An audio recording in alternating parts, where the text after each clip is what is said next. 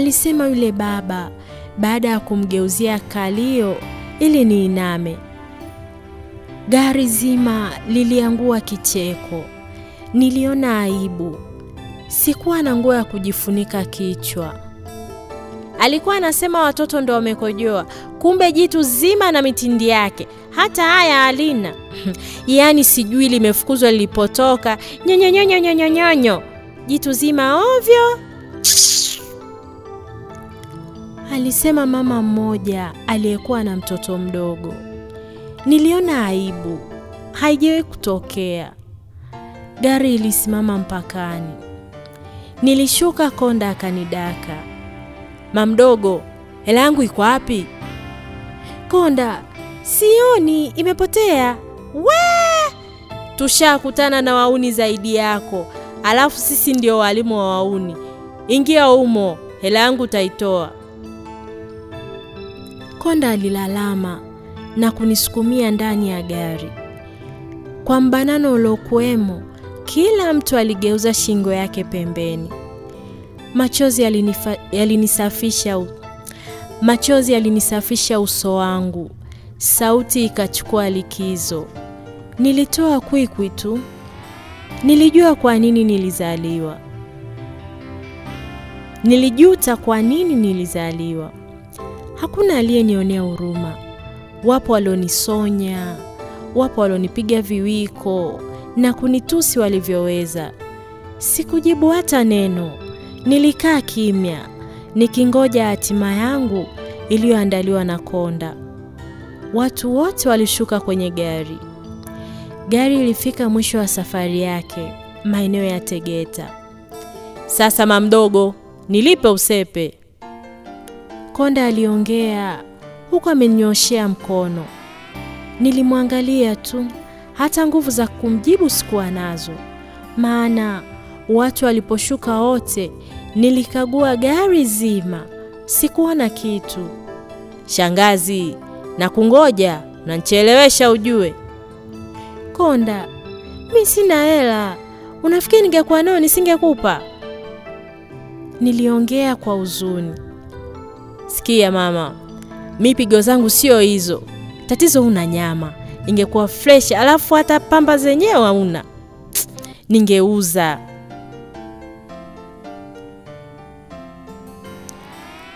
Tatizo una nyama. Ingekuwa fresh kama ungekuwa nazo. Alafu hata pamba zenyewe una, ningekuvua nikauza. Kama vipi jikatae, ila siku nyingine ukiingia kwenye 18 zangu, nitakupeleka kwa wana wenye njaa. Konda aliniambia.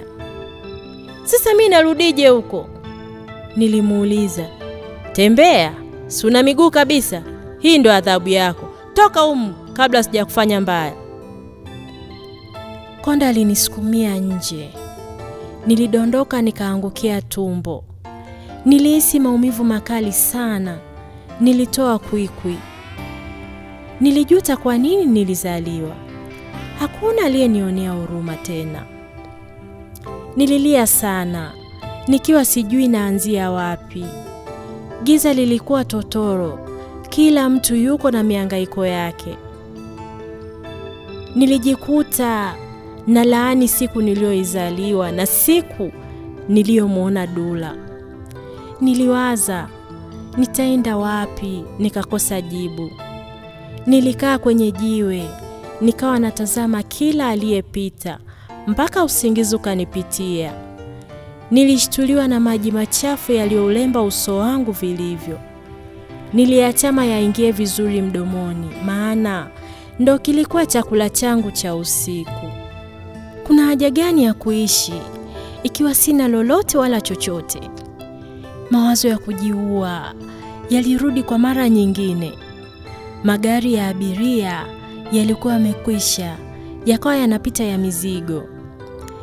Nilipata wazo la kwenda kulala barabarani ili litakalobahatika linipitie. Sikuwa na hamu ya kuendelea kuishi tena. Nilijongea taratibu kuelekea barabarani. Nilipokaribia barabarani, niliwaona watoto wanakimbizana kuelekea usawa wa barabara, huku lori likiwa linakuja kwa kasi. Nilikimbia na kuwasukuma wale watoto kurudi walipotoka. Tulianguka chini, lori likapita nyuma yetu. Mapigo yangu ya moyo yalienda mbio, nikaingiwa na woga. Kuhisi watoto wale wangepoteza uhai wao mbele ya macho yangu. Watoto hawakujali, ilionekana walishazoea. Waliinuka na kuendelea kukimbizana huku na huko. Kwa hofu niliyopata, sikurudi tena barabarani. Nilitafuta sehemu iliyokuwa na kibaraza nikajilaza. Hata hivyo, sikupata usingizi, kwani mbwa alibweka sana. Niligeuka mlinzi ndani ya mtaa mgeni kabisa. Alfajiri ilifika, magari yakaanza kupeleka watu katika vibarua vyao. Tumbo langu lilikuwa linalia kwa njaa. Nilitamani Shora ajitokeze, aniambie atanioa. Kifo kilinikataa na dunia ikanitenga. Nilikuwa mgeni wa nafsi yangu, nikakosa makazi ndani ya hekalu tupu. Nilisimamisha gari lililokuwa likielekea Gongo la Mboto. Nilipanga kwenda Banana nilipokuwa naishi, ili nikachukue masadia yangu kwa mwenye nyumba wangu. Sikuwa na nauli, ila nilikuwa na mikono. Gari ilisimama. Matusi niliyazoea, sikutarajia kigeni. Nilikaa kwenye gari lililokuwa lijajaa. Gari ilianza safari. Tulipofika Banana, sikungoja kuulizwa. Konda alipoanza kudai, nilishuka nikatoka mbio, nikasahau ndala yangu. Nilimsikia Konda akitukana nyuma yangu, huku akiapa kuniua akinikamata. Dua la kuku hilo, nilisema huku naendelea kukimbia. Nilienda mpaka nilipokuwa naishi. Sikukuta vitu vyangu nilivyoviacha. Nilijaribu kuangaza huku na huko, sikuona kitu. Nilimfuata mama mwenye nyumba na kumuuliza. Vilivyonifaa nimeuza, mabaki hayo hapo yanaishia, kama unataka beba majivu. Alinijibu huku ananionyesha sehemu alipochomea vitu vyangu. Niliishiwa nguvu, nikakaa chini. Sikuongea kitu. Niliinuka na kushika njia. We mwathirika, unaenda wapi sasa? Au unaenda kujiua? Maana nyie mkikasirika mnakuaga kama Wahehe. Aliongea. Sikumjali, maana ningefanya hivyo tungeishia kugombana. Nilitembea haraka, nikihisi miguu inataka kufikia kisogoni. Niliona niko nyuma ya muda. Niliwahi utafikiri nilikuwa nawahi usafiri, ili hali nishakata tiketi na sikuwa na pesa nyingine. Sikukumbuka njia vizuri, ila nilibahatisha, hatimaye nilifika. Ndiyo, nilienda nyumbani kwa Shora, na sasa nilikuwa mlangoni kwake. Niliamua na sikuwa na ziada. Niligonga mlango, Shora akatoka. Hakuwa na furaha kama siku zote. Nimekuja sasa, pole kwa kunisubiria, nilisema huku na tabasamu. Ilikuwa ni zamu yangu kutabasamu. Hakusema kitu.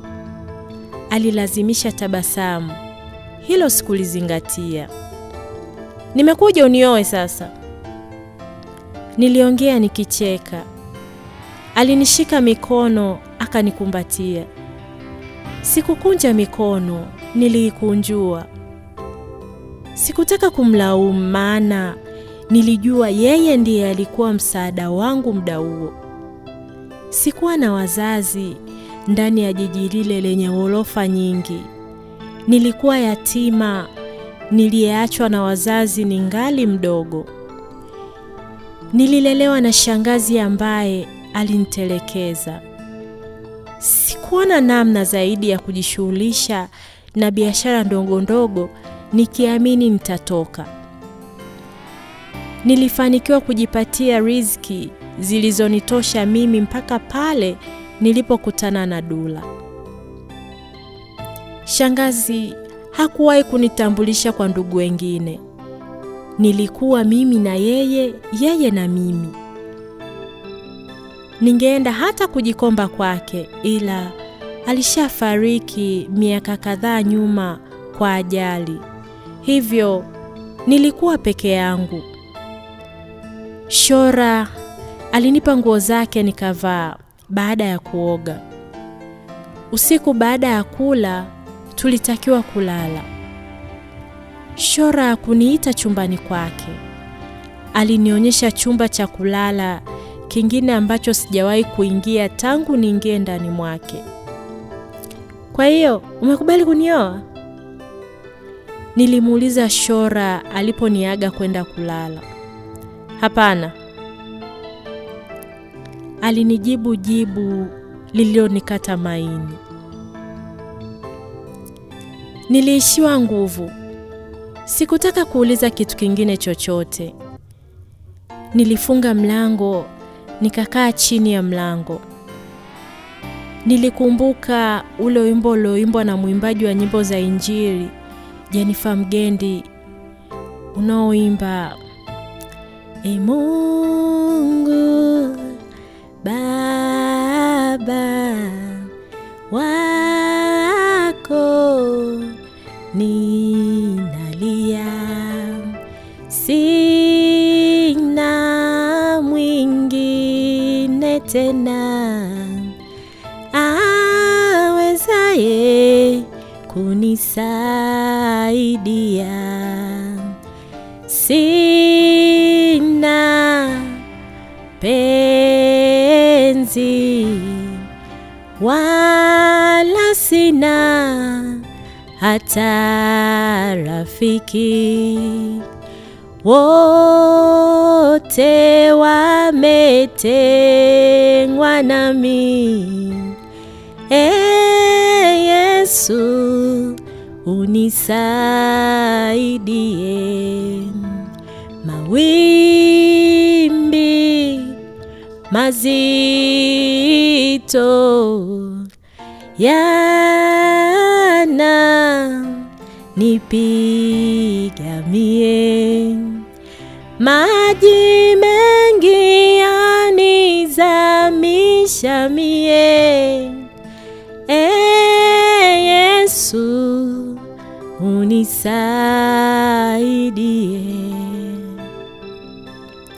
Nilipanda kitandani, nikauita usingizi uliokuwa matembezini ili uweze kuniokoa. Asubuhi na mapema niliamka nikiwa na lengo la kuondoka pale, kwani sikuona kama nastahili kuwa pale. Nilivua nguo za Shora, nikavaa dela langu nililofua usiku pamoja na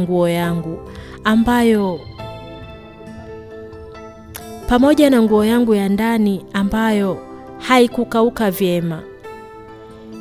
Nilitoka na kwenda kumgongea Shora ili nimuage, maana nisingemuaga angenitafuta. Alifungua mlango.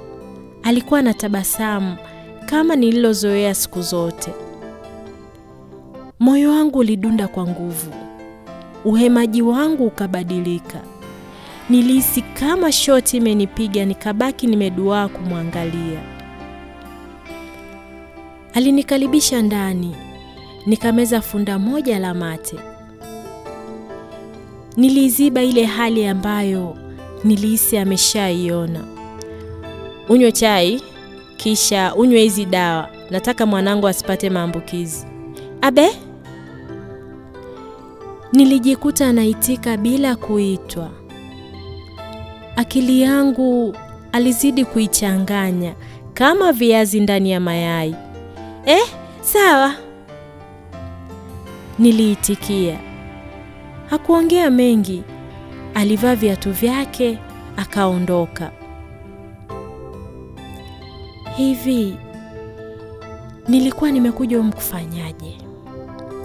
Nilijiuliza, maana hata kilichonipeleka sikukifanya, ila nimetekeleza alioniambia Shora.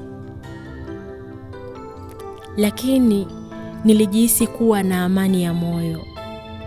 Nilianza kuzuru nyumba ile ndogo iliyokuwa na vyumba viwili, jiko, sebule kubwa kiasi na choo.